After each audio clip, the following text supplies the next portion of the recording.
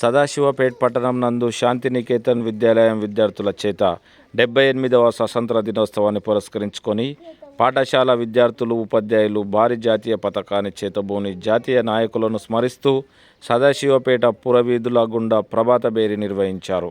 ఈ కార్యక్రమంలో పాఠశాల కరస్పాండెంట్ మాలి పటేల్ ప్రభు, ఉపాధ్యాయులు, విద్యార్థులు పాల్గొన్నారు.